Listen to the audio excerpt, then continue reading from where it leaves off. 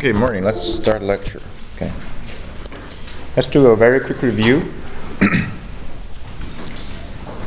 In last lecture, we introduced the concept of a curl. It's a very interesting quantity. So curl basically, by itself, the computation, what you do is essentially just calculate the cross product, del cross f. And you have a 3x3 matrix, and you calculate the determinant, and you get basically you get a vector. So the computation itself is not very bad. It's actually very straightforward. Essentially, if you have a vector field, if you calculate the curl of the vector field, you get another vector field essentially. Okay? Yeah. But what exactly is curl f? Now, what does it mean? Right? So this is basically a short explanation we gave in the last lecture. If I draw a very small circle inside a vector field, okay, very small circle. So when you draw a circle, and you can draw the circle in any orientation you want. And that orientation at here is represented by a normal vector n hat. So the n hat at here is normal to the area enclosed by the curve C. Okay, so the n hat here represents an orientation concept. If I just calculate the vector line integral of this vector field around this curve C, right, this is a typical vector line integral formula. Okay. And this one itself, okay, as you can see, what it does is basically you have this vector field f dot the t hat. And t hat is the unit tangent vector to the curve C. So every time you're projecting this vector field f to the t hat direction, right? So if you have a vector f right here, you're projecting that to the t hat direction, and that's what it means. F dot t hat is the length of the projection of the f in the t hat direction. Okay, and then you're adding them up, right? So you're adding all of this projection up around the curve C. Right? That's what this integral basically does, and that's why we are calling it. It's the circulation. So in the end of the results, you get the total circulation of this vector field around the curve C. So is that you're adding all of the tangent components up, right? The tangent component of the f in the t hat direction. You add them up, you get the total circulation of the vector field around curve C. Okay. So this is very much like a concept if there is any rotation or not. For example, if this quantity ends up to be a zero, basically means there's no circulation of the vector field around the curve C. If there is a non-zero at here, so there is something circulating around that point, right? Because C is a very small curve, so we can consider this is circulation something around this point at here. Okay. Now, if I use this to divide the small area delta A, okay, which is enclosed by the curve C, so this quantity at here, so we call that circulation density now. Basically, it's a circulation per unit area, very much like the mass per unit volume. Right? So this quantity here becomes the so-called circulation density, especially when we let the delta A go to zero. So it becomes the circulation density at that point. However, if you recall that this curve C, there's always an orientation n hat, right? So it's a little bit different from the mass density. The mass density, when you're talking about point at a certain point, there's no orientation concept. It's the mass density at that point. But the circulation density has something to do with the n hat direction. Right? If you're pointing this way, there's a circulation density. If you're pointing this way, and there's another circulation density. Okay? So that's what the n hat here does. And we can prove, right? I didn't show you the proof. It's a little bit lengthy proof. We can prove that this limit leads to this expression here, which is a curl f dot the n hat. So now you can see this connection at here. Here, the right side here give you a circulation density at the point pointing in the direction of n hat. And the left side here, what it's telling you is that circulation density in the n hat direction at a certain point, it's the same as the projection of the curl f in the direction of n hat. That's what curl f dot n hat means, right? So basically, when you look at this, you can think, okay, so curl f is directly related to this circulation density at a certain point in the n-hat direction. But curl F is not the circulation density, right? Curl F is a vector. Okay, circulation density is a scalar quantity. But when you project this curl F in the n-hat direction, then you get the circulation density. Is that clear? Right? So now if you think about it, which direction has the maximum circulation density then? When the n-hat and the curl F is in the same direction, right? When you have a dot product, the maximum value is reached when these two quantities are in the same direction. Okay? So curl F itself is pointing to a direction, and curl F itself has a magnitude. So curl F itself, the direction pointing by itself, representing the direction that has the maximum circulation density. So that's why I use the paddle wheel example to show you. If you want to measure the maximum swing speed, you have to orient your paddle wheel to be aligned with a certain direction. So then you have the maximum rotation, right? And that direction basically can be derived by the curl F. So curl F gives you the rotational information of this vector field at the end of the day here. Okay? And I also mentioned that this quantity right here representing the concept called so-called microscopic information.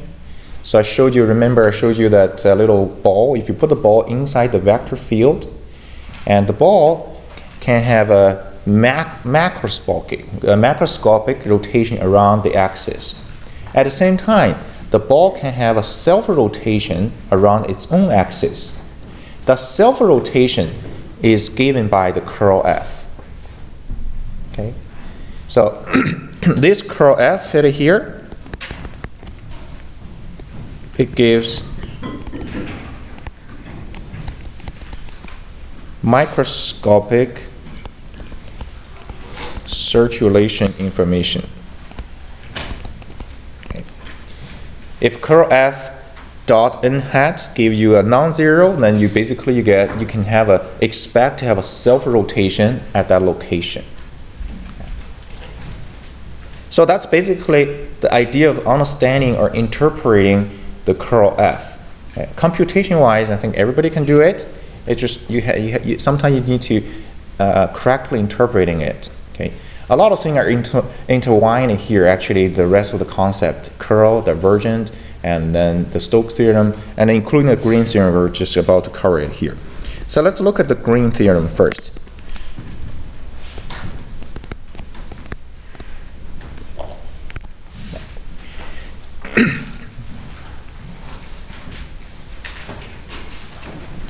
So let's just suppose we are required to calculate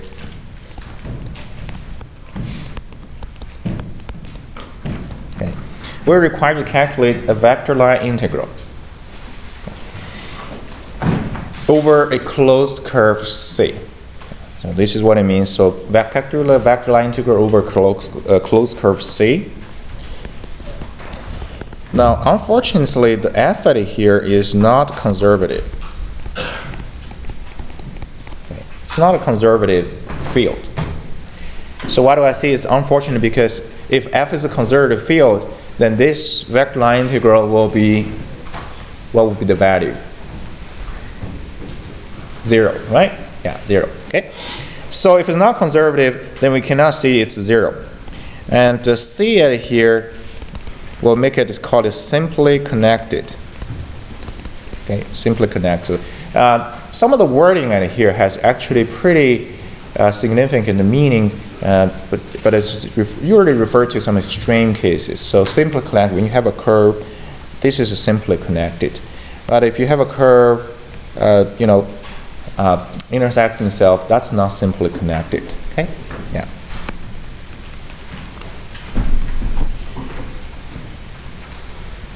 And C enclose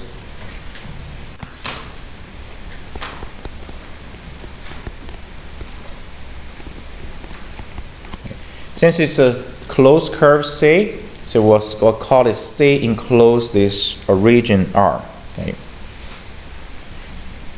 And we'll be focusing on X in plane or XY plane curve C. Okay. So C is in the XY plane.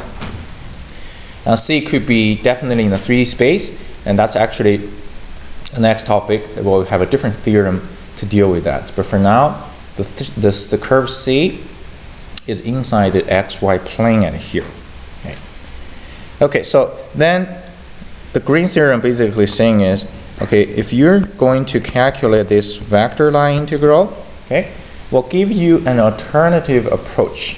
You don't need to calculate the vector line integral. You don't need to calculate this one here. What you could do is you can calculate the right side, which is written as a double integral.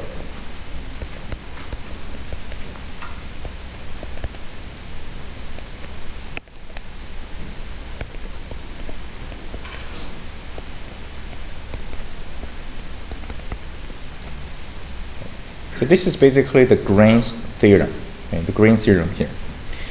Now,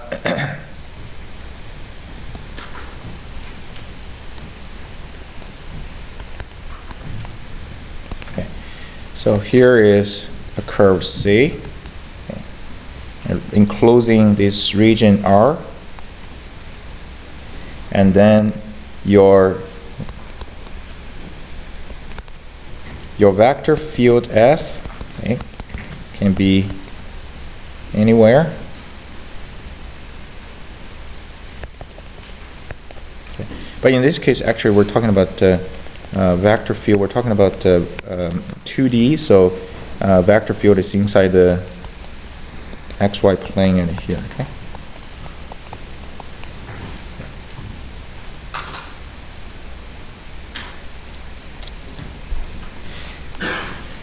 So maybe one more writing in here, F equal to Mn. Okay, so there are only two components.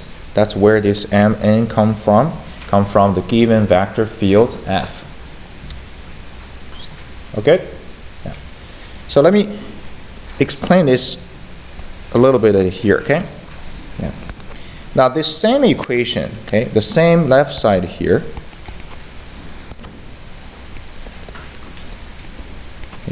the same equation, I could also write it as del cross F dot k hat dx dy, or just dA. Okay.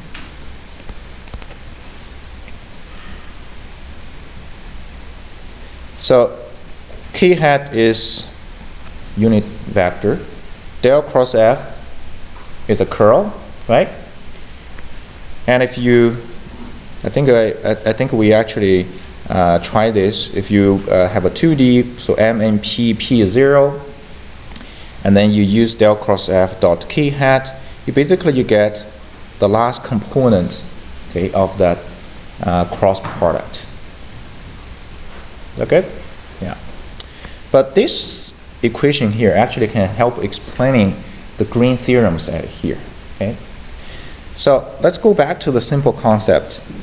Del cross F dot n hat or dot k hat here. Do you remember what we just write here? When you have a del cross F or curl F dot a unit vector, okay, what does that give us again? It gives us the circulation density at a certain point, okay, in the direction of n hat. That makes sense, right? So now what happens is, okay, let me draw a little bit of bigger curve C here to illustrate this. Okay, so what happens now is, let's see, I have a little bit bigger curve C here inside the XY plane, and if I just look at this quantity here, okay, yeah, as we just learned. This quantity here represents a circulation density around a certain point in the k hat direction. So if I pick a point at here, then for this quantity at here, it gave me a small circulation density around that point. In which direction? In the k hat direction. Does that make sense? Right? So just this red part, that's what this gives you. Okay? I could pick another point, and that's another small circulation density around that point, okay, in the k hat direction. And now what happens is, next is, what you do is, you are integrating all of the small circulation density up, or add them up, over this region R at here. So basically you can imagine there are so many small circulation densities, okay, inside this big region R. And then you're adding all the small circulation up. You're like integrating a mass density. You got total mass. Here you're integrating the small circulation density up, and what do you get? You get the total circulation around this big curve C. Yes? What is the sum of all the small circulation densities into total circulation? Because there would be some circulation within the smaller density, which can work. The drawing here is exaggerated. When I draw a little circle around here, you can imagine that's a really, really, really small circle around that point, right? Yeah, so it's not going to be like a huge circle, small circle. So the idea is circulation density is a point concept. So I'm drawing a very, very small circle, just like the case over here, right? Yeah. So basically, in simple language, when you have a big circle, enclosed curve, and you want to get the total circulation around that big circle or a curve, alternatively, you could integrate the circulation density up. You get the total circulation on the curve C. Okay? Yeah, that's what Gren theorem says at here. It's a connection. This is actually really, really good connection here. So let's take a look at an example and see how this can actually sometimes simplify the computation. So let's see at y equal to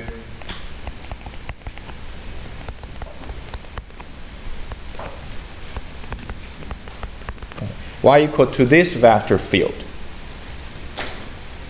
and curve C, okay.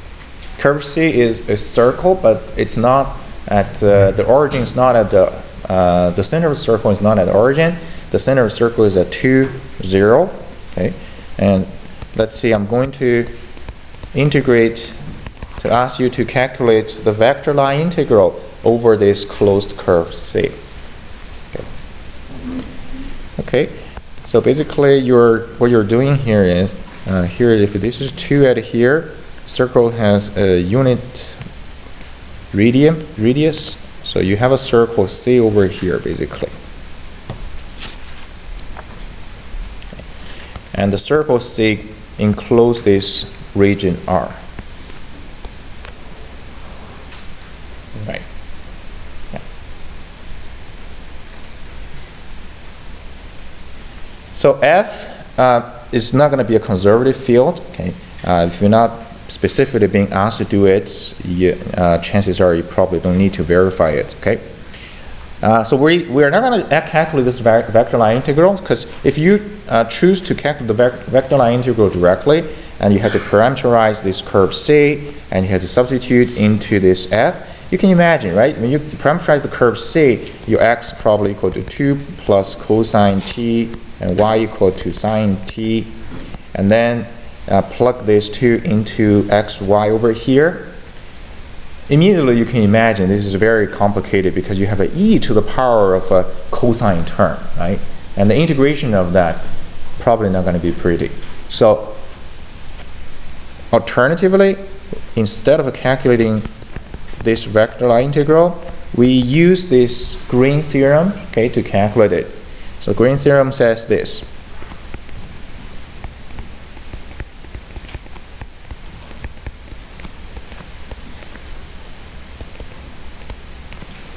So we use the right side over here, the double integral, to calculate this vector line integral.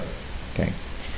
N and here is, this is your m, and this is your n. So m component is this function, and n component is this function. Okay. So these two partial derivative are not going to be too bad. Partial n over partial x. Partial n over partial x. The first term you get x, the second term you got a negative e to the power negative x, and then cancel that negative, become positive. So that's what you get here, x plus positive e to the power negative x. Partial m over partial y, consider x is constant, so you get basically you get the e to the power negative x left, and then dx dy. Okay. So now you see, you get these two terms cancel out, right? And you are left with just one simple x dx dy. Okay. Now integrate over this closed curve C, which is basically integrate over the region R enclosed by curve C. From here, now if you think about it, basically. Actually, from here, what would you do if this is double integral?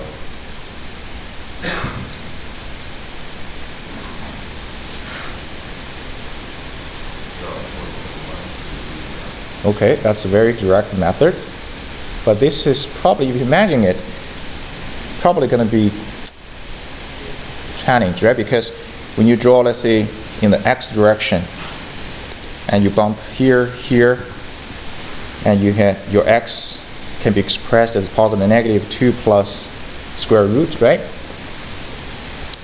I don't like that, actually. Yeah. Ali. Sorry, come again? Polar coordinates. Okay, that's another approach, right? Instead of Cartesian, you use the polar. Polar, basically, you have r cosine theta, r sine theta. But in terms of polar, finding the polar limits, then what you're going to do is you're going to have to draw arrow lines out of the origin, and you find r min, you find r max. But look at the r min, r max. This is from here r min, this is from here to r max. How would you find expression for r min, r max? That's going to be a challenge, right? Yeah. Felix, yeah.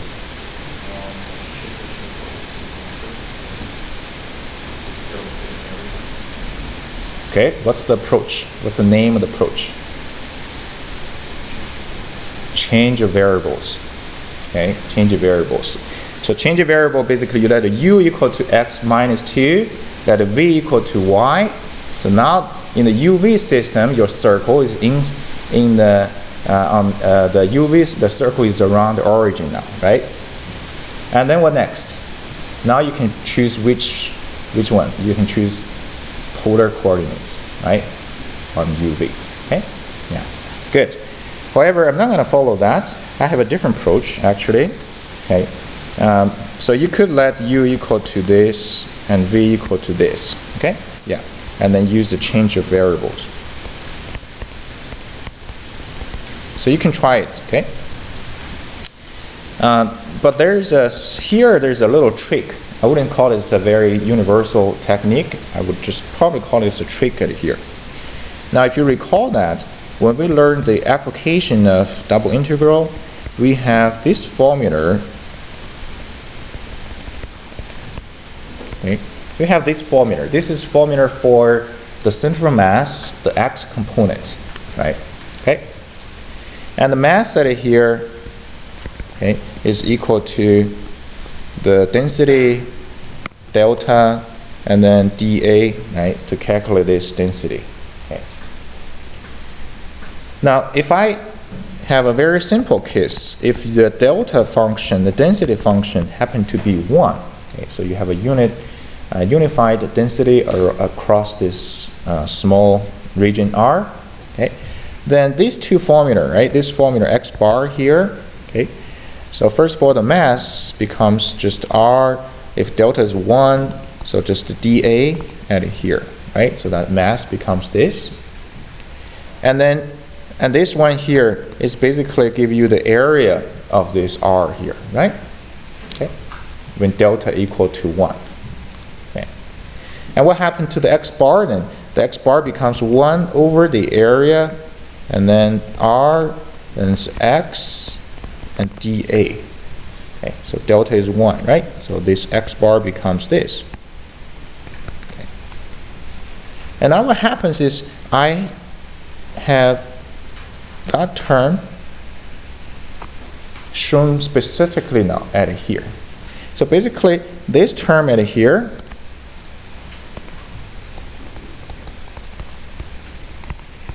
can be written as x bar times the area of R. So by now you probably would be able to find, so this term equal to x bar times area of R. What is the area of R here we're talking about? It's this. What is the x bar? What's the center of the mass for the x component for this region? 2, right? Yeah, you don't need to calculate. Symmetric is 2 here.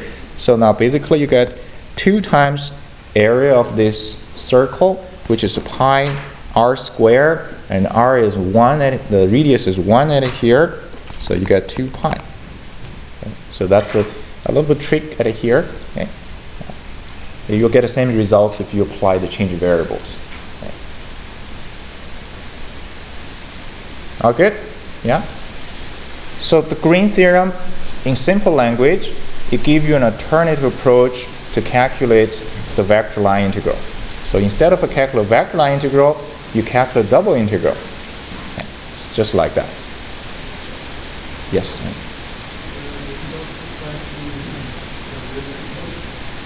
Conservative field, you don't need to. When you have a conservative field and you calculate vector line integral over enclosed curve C, what is it equal to? 0, right? So yes, it does apply to conservative field, but then it's 0 basically. Yeah. Okay, good. So let's continue at it here. Okay. The next topic we're going to talk about is surface integral, but I'm going to talk about a little bit about the concept of flux. Okay. Flux at here.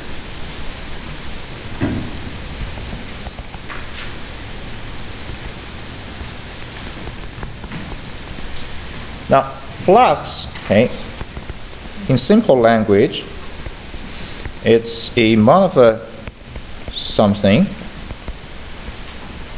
okay, and passing through a surface in unit time. Okay, so it's amount of something passing through this certain surface in unit time. Okay. So there's a couple of keywords that are here. Okay. First of all, there's something tangible, okay, or non-tangible, but there's something there and trying to pass. There's moving, right, passing through a surface, and also, okay, in a unit amount of time. Okay, it's a rate basically idea. Okay. This is a very important physical quantity actually. There are a couple examples that I can give it to you. For example, you can have in transport flux, and you can have a heat transfer, you can have a mass transfer, okay, and you can have the electromagnetic field flux. Okay, so it's a very common actually term. Okay, in a different kind of physics area. Okay, so often in time we define flux, okay, as this. It's the rate of flow of a property. So that property basically refers to that something, okay, and then per unit area. Okay, so rate of flow basically has this idea of unit time here, and then that property is the something, and then per unit area. And the dimension-wise, so you can have here is, so whatever the quantity is, okay, and then times unit of time. So rate basically means it's time in to the power negative 1. Right? This is rate idea. And then per unit area basically means, and then divided by another area, right? Unit area, so meter square. So then divided by, so this is to the power of negative 1. Okay.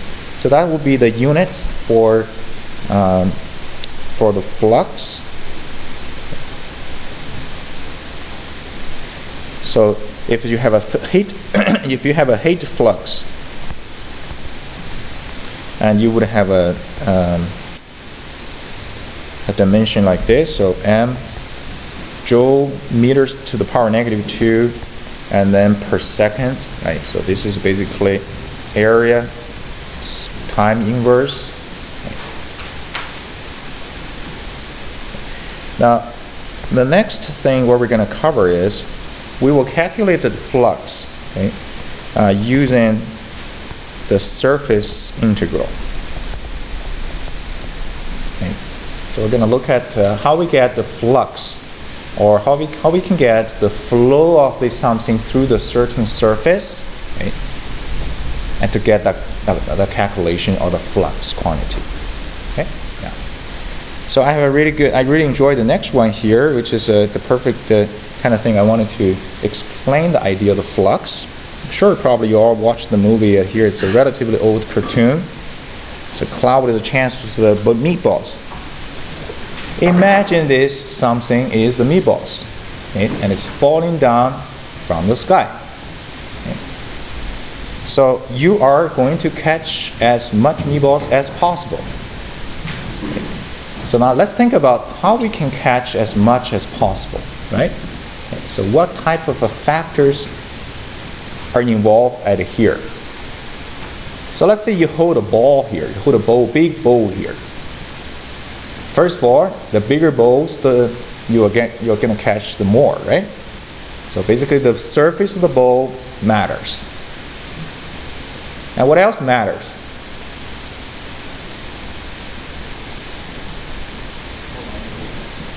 How long you hold it? That's the read. Okay, let's standardize it. Unit time, right? And let's standardize it.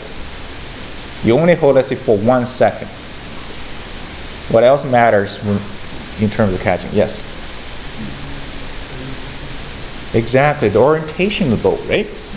The meatballs are falling anywhere, but you probably want to orient it. So what orientation is the best orientation?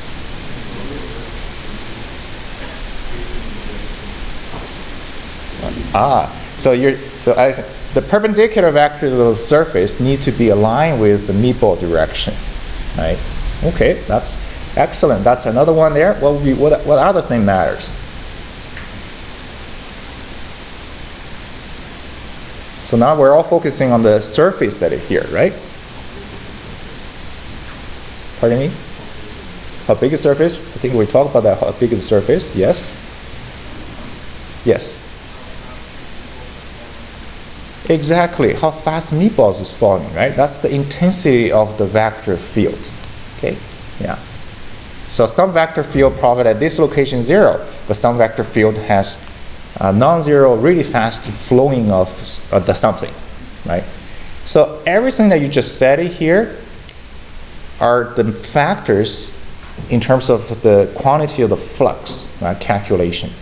So the formula that we're going to present it to you needs to capture, right, every one of the factors that you just talked about here.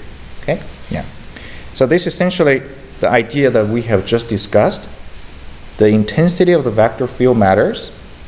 The orientation of the vector field matters, and also the size of this surface also matters.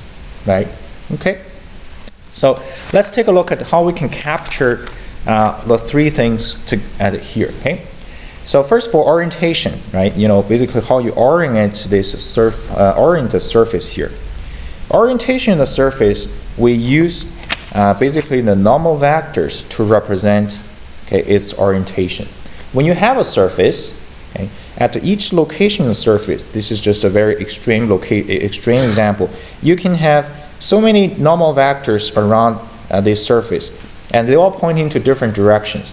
So the normal vector at a location represents the orientation of the surface. Okay? Yeah. So very much remember the previous one when I draw a small curve C, and there's a small area enclosed by curve C, and I use the normal vector n to represent its orientation, right? Yeah. Okay. So essentially, you could also basically, let's say if this is a surface at here, and you have a normal vector n, okay, and then you may have a vector field passing through the point at this direction, right? So basically, what actually passed through the point is not this, it's the projection of this in the n direction, right? So it's the projection of f in the n hat direction. That quantity is what really matters, right? Passing through that surface. So this f projection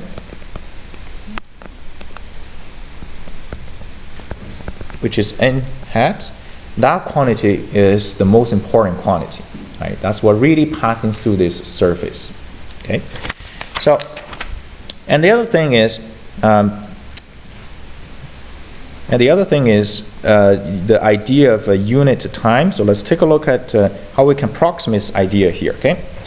So if I take a very small patch, okay, from the surface, it's a very small patch. Imagine this very small patch. If it's very small, then I could approximately saying that the vector field, okay, passing through this small patch, I can consider as a constant field f. So it's very small, so it's the same f at every location inside this area. Now in unit time, basically, if let's say if there's a velocity field, it's a meter per second flowing, right? In unit time, basically in 1 second, so this vector field will pass through this small patch by this much of a distance, right? So velocity times second, you get the distance. Okay. So in unit time, you pass this. So now what happens here is, in unit amount of time, that fluid or whatever that something is will pass through this area and form a volume like this. So that's how much, right? That's how much is passing through that surface, this little surface here, in units amount of time. Okay.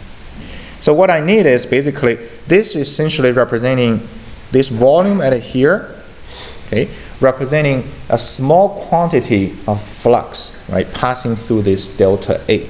So I can call this as a delta. So I could just call it delta flux.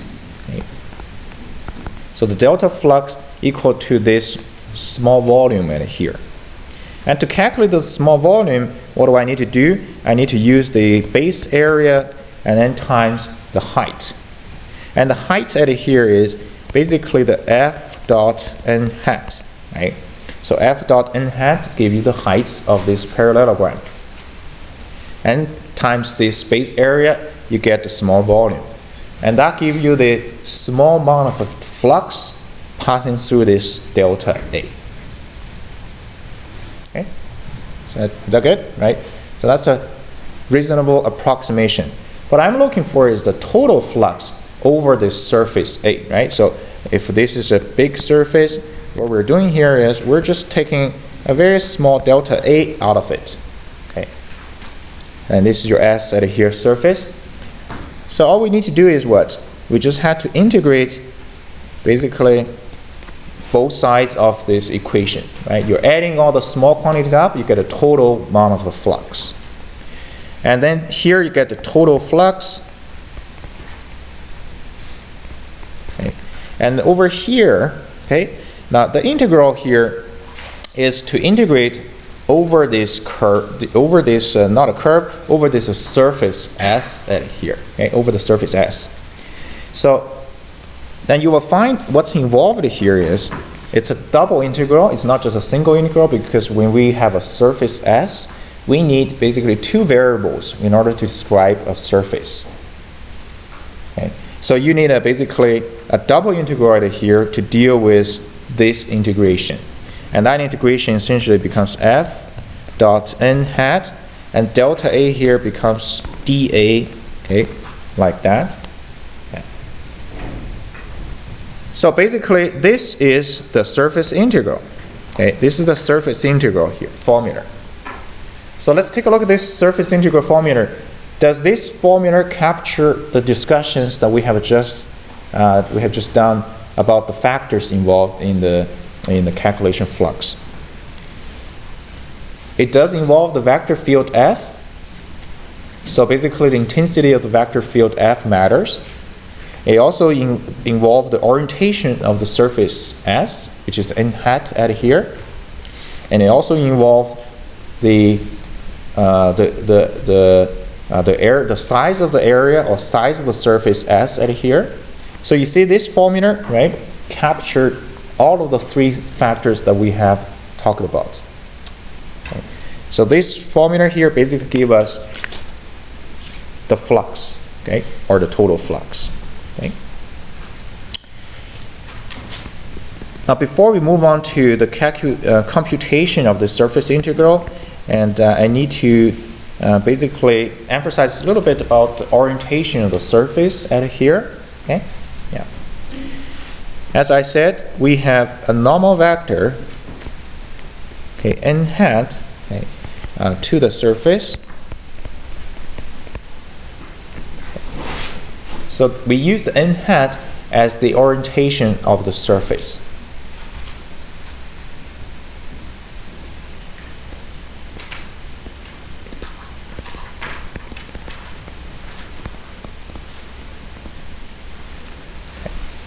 But however, if you think about it, if you're given a surface as simple as a plane and as a surface, how many normal vectors, how many directions normal vectors does it have at a certain point? 2, right? So one this way, the other opposite direction. Okay?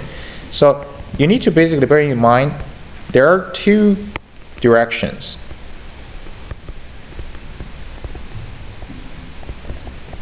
Okay, there are 2 directions. Okay. Now, which direction shall we pick then? Right, that's something that actually matters, because if you pick this direction other than the other direction, your answer will be actually the opposite. There's a negative sign basically at the end of the day. Okay, yeah. There are some rule of thumb we typically we can follow. Sometimes the question actually will specifically tell you what direction or what orientation that you need to calculate this surface integral. Okay. The following is a sort of a rule of thumb here. If a surface is closed, so closed basically means in 3D, let's say I have a sphere, right? That's a closed surface. Okay. So you have a region D basically enclosed by this surface at here. If it is closed, we typically consider outward flux as considered as a positive.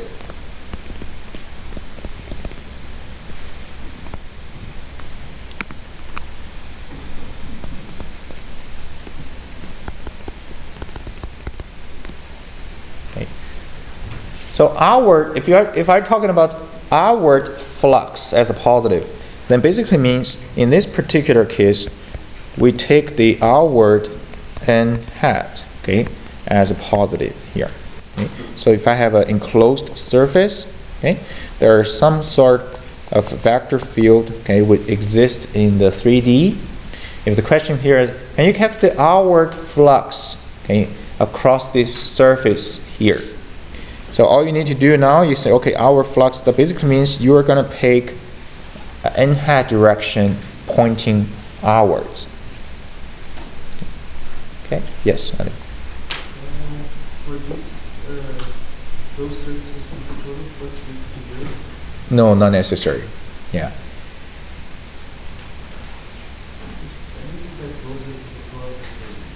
It depends on the vector field. Yeah. So this is actually a good point. I think you're trying to think of the electrical field, right? Yeah. But if given a general vector field, it's not necessarily, it's always 0 going through an enclosed curve C. Okay. And there's some criteria we can identify actually whether it's going to be a 0 or not. Okay, good. Okay, that's just a quick reminder of the orientation. We'll come back to the orientation of the surface later. Okay, yeah. But the focus for the rest of the course today and tomorrow and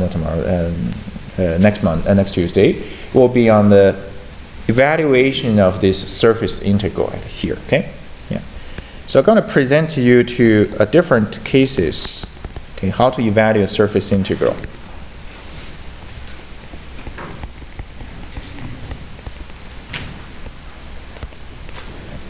So the focus is how we do this, and we're also going to try to simplify this situation in here into different simple situations. This is the first case we're going to look at. Let's look at when the surface is a spherical surface. Okay? Let's look at the special case. If it's a spherical surface, and in particular this surface also will be centered around the origin. So basically it's a sphere with its center around its origin. Not necessarily it's a complete sphere. Sometimes maybe it's a half sphere and with another surface. That's actually a slightly different situation, but basically involving a spherical surface. Okay. This is a drawing for this particular case here. Okay, so this is the case. So we have a spherical surface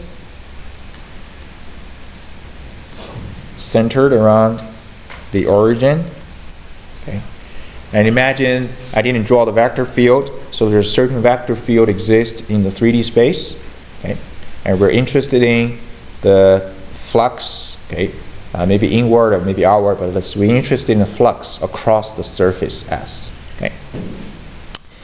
Now remember, the idea is to evaluate this surface integral, and dA here refer to a small patch on the surface. Right? dA is referred to a small patch on the surface. For surface, you only need two variables to describe the small patch, essentially. And it's all about ideas. What are the two variables that we can use to calculate this double integral? Okay. And this essentially involves the different kind of coordinate system now. So I'll do a quick calculation here. If this is the Earth, we can draw a longitude and latitude, and then we can have a small patch delta A here, right? Yeah.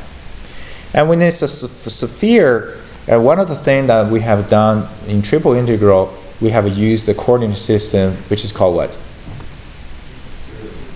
Spherical coordinates, right? Yeah. So in spherical coordinates, you have rho, phi, and theta, okay, to describe any point in the 3D space. Okay. But however, what's special here is we're not talking about the solid region. We're just talking about the surface. And this surface, okay, if you pick any point on the surface and consider the three variables here, which one is constant? The rho is constant, right? So the rho here is just A here. So in other words, if I look at any point on the surface, I actually only have to deal with phi and theta. Okay, the rho is always a constant, basically. Okay, so if I pick a small area like this, okay, let's take it out a small area like this. Okay, you have all the approximations in here. That little area dA, okay, will turn out to be just a squared, okay, sine phi and d phi d theta. It's a very simple approximation. You can consider as a rectangle. All you need to do is find the size of the two the two sides of the rectangle, then you multiply each other, you get the small area. Okay, so this is your dA, okay, in terms of this small patch. Now if I compare this dA, remember with that spherical coordinates, in spherical coordinates we have a dV, right? What's the formula for dV? Rho square sine phi d rho d phi d theta. Okay, and that's the triple integral dV. So if you look at these two, the difference is what? Rho becomes a square. You're not going to deal with the rho because rho is always a constant, and you're going to have d phi and d theta at here. Right? So this formula, okay, is almost like a special case of the dV at here. Good. So that's your dA. So basically, we got our formula for the dA at here when we are dealing with a spherical coordinates. So now let's look at the n hat, right? What will be a candidate for the n hat? So here's the surface. Can you find a normal vector? So if I pick a point, okay, at this on the surface, let's say this point has x, y, z. What will be a normal vector? What will be a unit normal vector, right, to that surface at that point? Yes, Ali.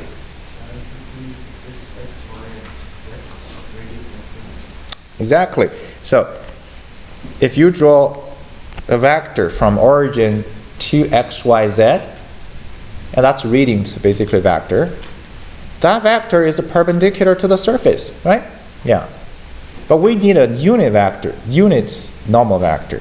So essentially what we need is n hat. If I call this as a point P, then the n hat essentially is the OP and divided by its length. Unify, normalize it. And this gives us x, y, z. Okay. What's the length of OP? Radius, right? That's basically the uninormal vector. But this is the uninormal vector pointing outwards, right? Pointing outwards. For any surface, you do have two different directions. So you could have a negative which pointing the inwards. Okay, so now we got our n hat now, and also we got our dA at here. Okay, we also got a dA. Now if you look at the dA, if you look at the n hat, what makes us now uncomfortable is what? dA is theta phi, but n hat has x, y, z. So we had to be consistent. So good. So then how do I transform this x, y, z into phi and theta, and also using the radius a? What do? The x, y, z, we use basically exactly the same formula for the spherical coordinates, right? Except we change the rho into a at here. So x equal to a times sine phi cosine theta, and y equal to a times sine phi sine theta, and z equal to a times cosine phi. That's the connection between x, y, z and the phi and the theta, plus the radius a at here. It's the same formula essentially compared to the triple integral, except you change the rho to a at here. So now we have all the connections dA, n hat, and x, y, z. So we're actually ready to do our computation. The last thing we have to do is we have our vector field f at here, right? So f may be equal to mxyz and n xyz and p xyz. Okay, whatever that specific vector field, okay, it will be given to you. It has three components. Each component is a function of x, y, z. But I need to calculate double integral, so I cannot keep the x, y, z at here. So what do I need to do? I need to substitute x, y, z into this vector function at here. Okay? Yeah. When you bring all these pieces together, so you have a consistently variable phi and a theta. And then the next job is to do a double integral, find the limits for phi and theta. And finding the limits for phi and theta is exactly the same approach as you're doing the triple integrals, finding phi and theta. Okay? Yeah. So that's basically for this portion. Let's use an example right here to illustrate how we can calculate flux when we are dealing with a spherical surface.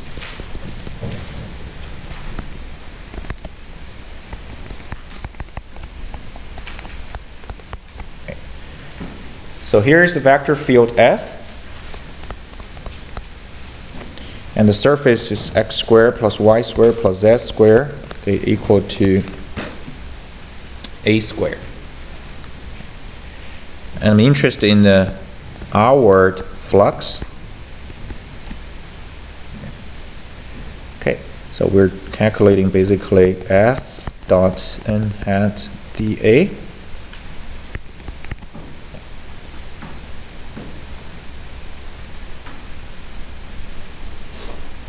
So let's make use of all the formulas that we have just listed over here. First of all, the n hat, okay, is basically just 1 over a x, y, z. So I choose the positive one because I'm talking about our flux. So we're not using negative n hat, we're using positive n hat. And we also have this f dot n hat at here. So let's calculate the f dot n hat. That could save us a little bit computation. F is 0, 0, z, and dot n hat, which is this. So there are two zeros here. So you end up with just 1 over a z square. Okay, so that's f dot n hat.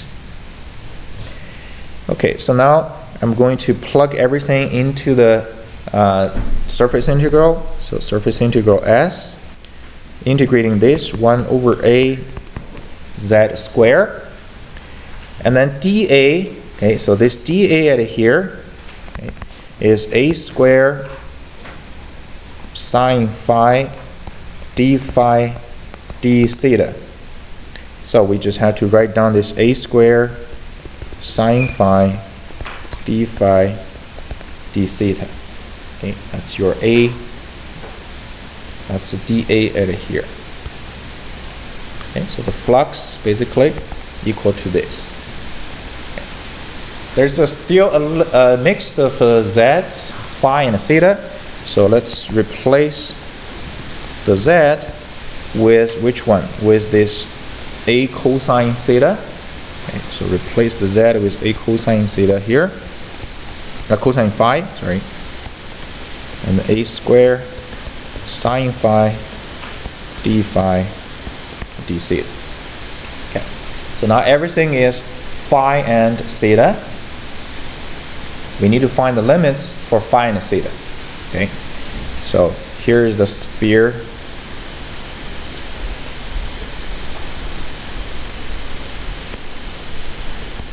Okay. And you have A over here. Okay. Now we're talking about integrating over this spherical surface. Okay. So back to the original idea, whenever we talk about integration over certain something, right? It's about scanning through that. Either it's a region, either it's a region R or region D, or here it's a surface. We need to scan through that, okay, uniquely and without redundancy. So in this case, let's say finding phi here. Basically, remember when we in triple integral, what you do is you draw an arrow lines, right, out of this origin to find the row limits. But in this case, we don't need the row limits, right? But in the second step, when you find the phi limits, what do?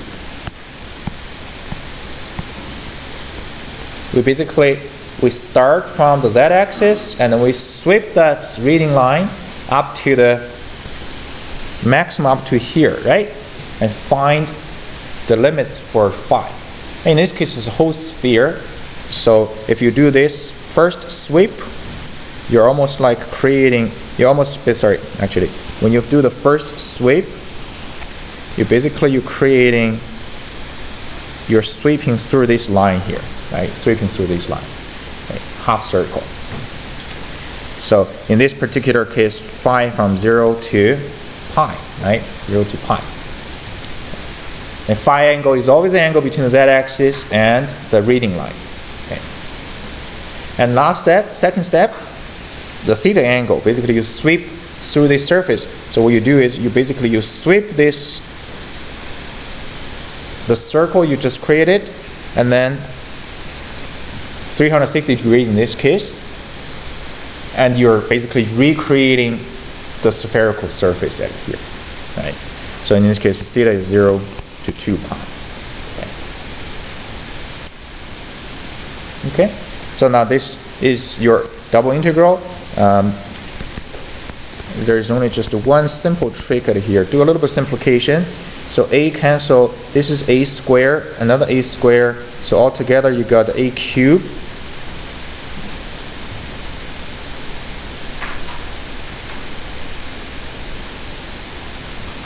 Yeah. And then you have a cosine phi squared, and then sine phi d phi d theta. Okay. Yeah. So this is maybe probably the most challenging type of integration you probably could see in an exam situation. What techniques involved here? Substitution, right? Yeah. So sine theta d phi is d cosine phi, a negative. Yeah. Put a negative here. Okay. So now you have cosine phi. You have cosine phi. It's all inconsistent, right? That's basically substitution. Okay. Yeah. So you can try these integrals yourself. Okay. You get up with 4/3 pi to the power pi times a to the power 3, a cube. So that's the flux across this surface, okay, for this question. Yes, Alex. Do we consider time in this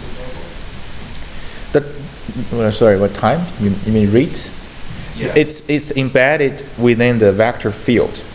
So that vector field has some kind of rate information. Maybe it's a velocity field, right? Yeah. Good? Okay. So that's the first case. The case when you have a spherical surface centered around the origin, and what you need to do to calculate the surface integral. Okay. And by the way, I uploaded a formula sheet on the the canvas. Okay. You can take a look at what's involved. Okay. There are a lot of things involved, but those formulas are part of the formula sheets. Okay. But I encourage you to write things at this stage, okay, not relying on formula sheet. Second case, let's look at a planar surface. Basically, it's a plane. Okay. So let's say I have a plane. Okay, let's take a look at this plane in here. It's a plane parallel to the xy. So we'll call this z equal to a. So we have a plane z equal to a at here.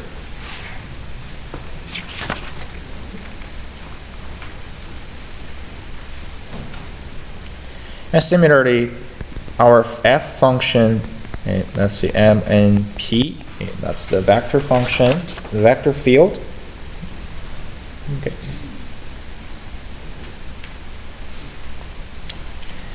So this is a special one. If this is the case, what does that surface integral become, and how do we calculate this?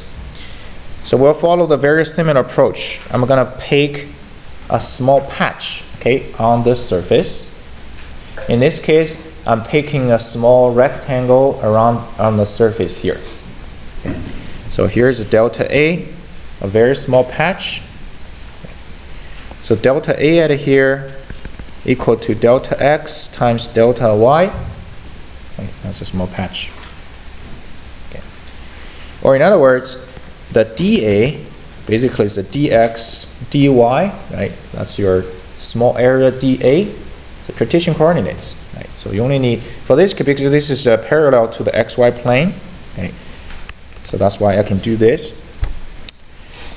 N hat, okay, for this surface, what will be the n hat? Sorry, k hat. But more precisely, it should be what? Positive, negative, right? Okay. So it's 0, positive, negative, 0, 0, 1. Okay, that's your n hat. So I'm ready to put things together. So let's say if I were integrating the surface integral at here, okay, we have m n p, okay, for the vector field, and then dot, okay, this n hat, which is positive, negative, 0, 0, 1, and dx dy. Okay, so a lot of things can be simplified with respect to this kind of special surface. Okay, so dot product m times 0, n times 0, and p times 1. So we get positive, negative at here, and then p. And p is x, y, z, and dx dy. Okay, so p function, original p function is x, y, z, right? However, we're talking about here is just a surface at z equal to a. So your z at here, okay, whatever z in the original function, that should be replaced with the constant a. Okay, yeah. So then your rest of the job is to find the limits for x, y, and that completely based on this surface. Maybe it's a rectangle, or maybe it's just a circle, right? Horizontal circle. Okay. Yes.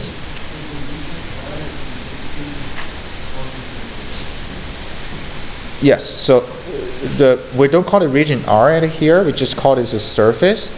But of course, when you at the end of here, you're dealing with x and y. Basically, it's like you're dealing with a projection in the xy plane, yeah, which becomes region R essentially. Yeah. Okay, so let's take a quick look at the example here for this particular case.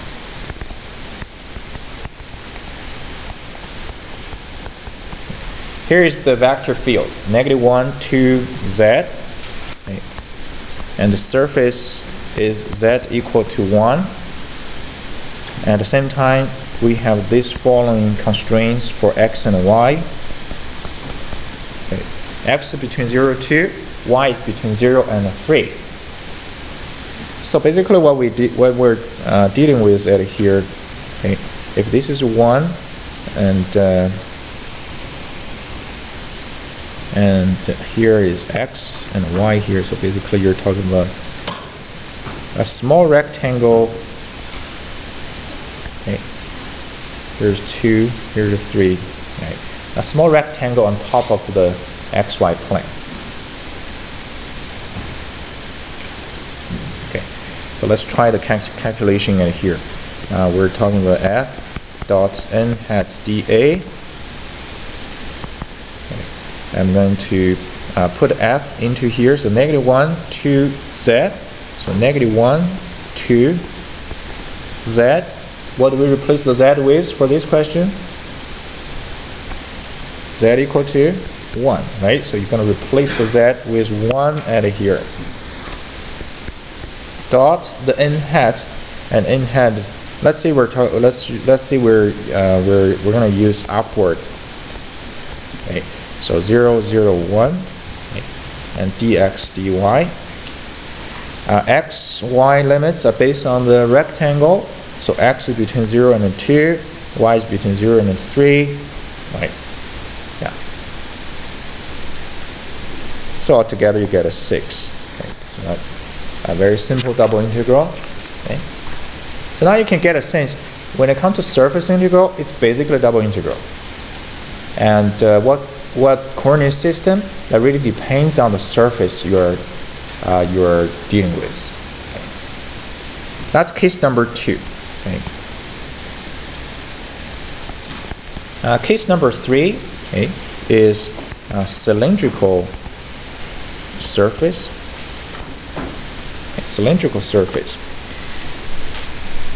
And this particularly, more specifically, is a surface, okay, centered around z-axis, okay, with radius a. Okay. All right, so this is essentially what it looks like for a cylindrical surface.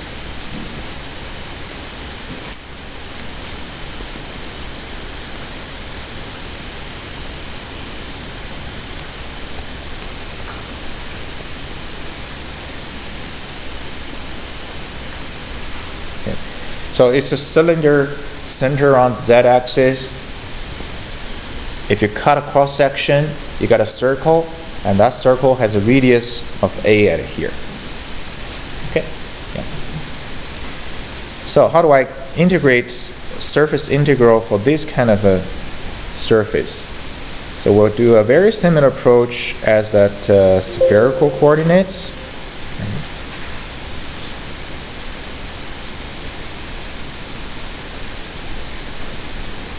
So we basically need to figure out all the components inside the surface integral formula. So I need to figure out the dA, I need to figure out n hat, okay? Yeah. So let's take a look at this cylindrical surface here. The idea is to take a small patch, okay? Small patch on the cylindrical surface. And very similar like a spherical. So we're not talking about a solid region, right? If you recall the cylindrical coordinates for double integral. So we have 3 variables. What are they? So z, r, and theta, right? That's the 3 variables for cylindrical coordinates, okay, in triple integral. Okay. But in this case, if I pick any point, okay, on the surface of the cylinder, which one of these variables is constant?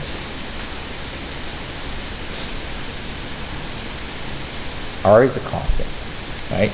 So if I pick a point P on this here, R is constant, and R is always A at here. So in other words, only 2 variables, Z and theta, are necessary or enough to describe of any point on this surface at here. So that's the 2 variables we'll deal with in this integral at here. Okay. And you can construct a small rectangle like this fashion at here, and we can find that the dA, okay, will turn out to be just A times d theta and dz. Okay, d theta dz. This is very much like the dV. If you recall, dV equal to what? R times dr d theta dz. Right? If you remember the triple integral, dV in cylindrical coordinates is r dr d theta dz. So in this case, r becomes constant, and only the dr, only the d theta and the dz. So dA done. Okay. Let's look at the n hat. Okay, look at the n hat here. What will be a candidate for the n hat? N hat is a vector normal to the cylindrical surface. Okay. So if I pick any point here or here, even here, how could I get a unit normal vector? Or let's start with just a normal vector. Yes. R hat. R hat. Right. So basically, you connect with the OP, right? That's your R hat. Okay. Yeah. So we just have to normalize this OP.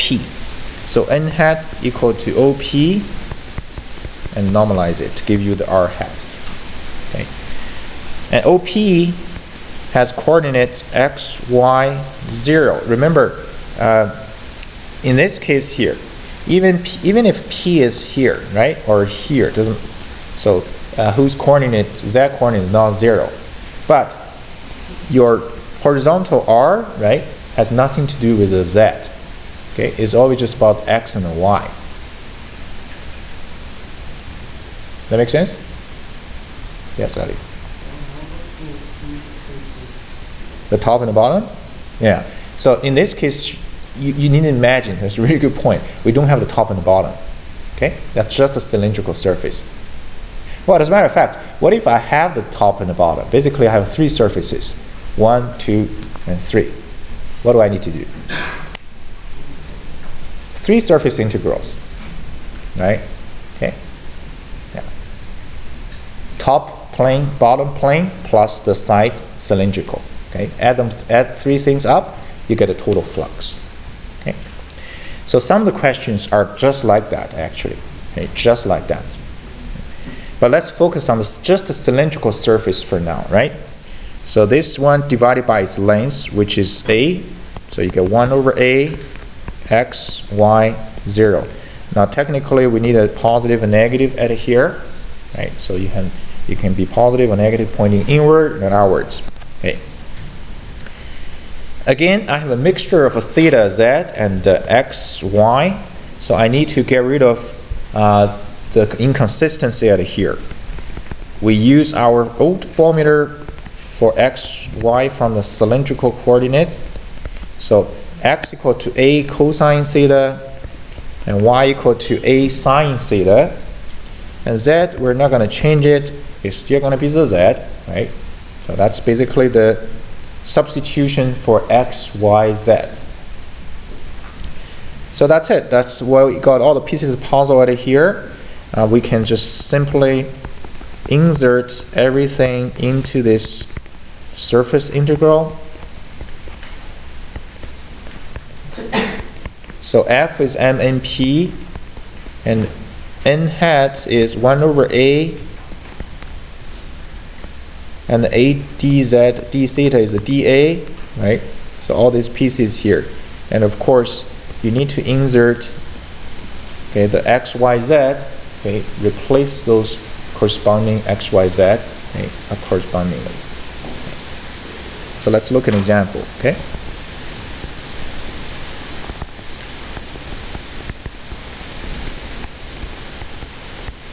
Given a vector field x, z, negative y, surface is x squared plus y squared equal to 1. Okay. And z is between 0 and 1. I'm interested in outward flux.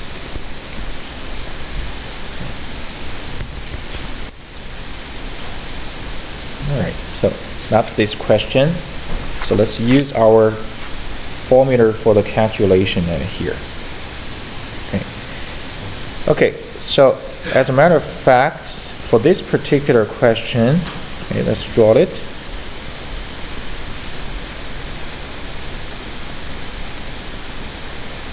Okay, so this is 1 at here, and also this is 1 at here. Okay.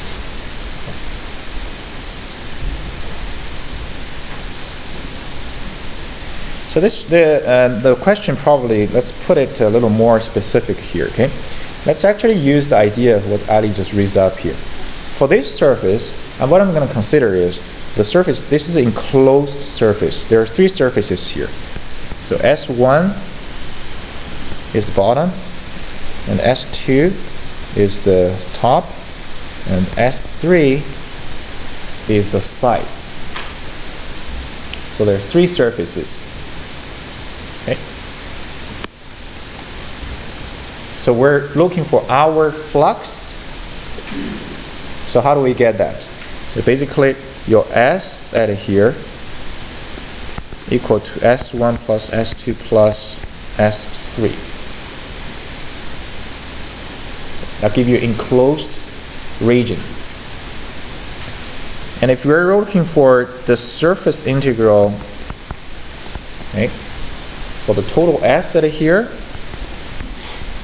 very simple. So all you need to do is piecewise integration, right? So add all those integrals, surface integral, 3 of them up, and you get the total flux, our flux.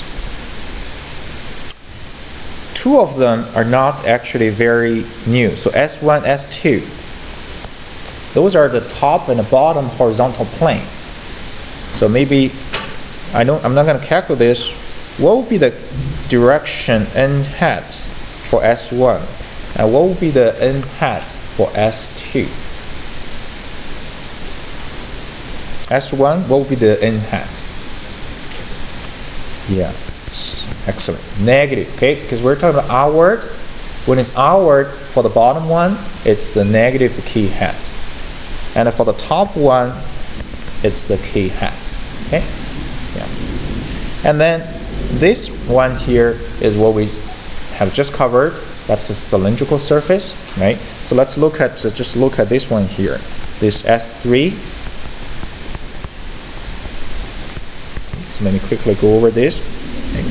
So for S3, what we have here is, so we have a cylindrical surface, and F is x, z, negative y. So x, z, negative y, dot n hat. Okay. N hat, as we just learned, is 1 over a x, y, 0. And a here is 1, so it's just x, y, 0. And dA is a dr, dz, d theta, but a is a 1, so you're only left with dz and the d theta. Okay, so let's put things together here. I'm not going to put the limits yet. So let's just call it the cylindrical surface here. Okay. Multiply the 2 dot product together. What we get is x squared plus zy, and then dz, d theta. Okay. I don't need an x and a y because I need to convert them into consistent with the z and the theta. So x is a times cosine theta, but a is 1, so I'll just get rid of a here, so cosine square theta square, and z, we keep it, and y is sine theta, and dz, d theta. Okay.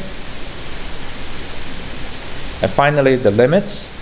Finding the limits is the same as finding limits using cylindrical. You draw basically horizontal lines, okay, in the z-axis direction. Yes, Alex. The a is 1, so yeah. And z basically goes 0 to 1, and theta is 0 to 2 pi. Okay. And you can calculate the rest of the integral, and turn out just to be a pi. Okay. All good? Yeah. I'm going a little bit quicker at it here, but I'll encourage you to practice this part, okay, outside the class. Any other questions? Good.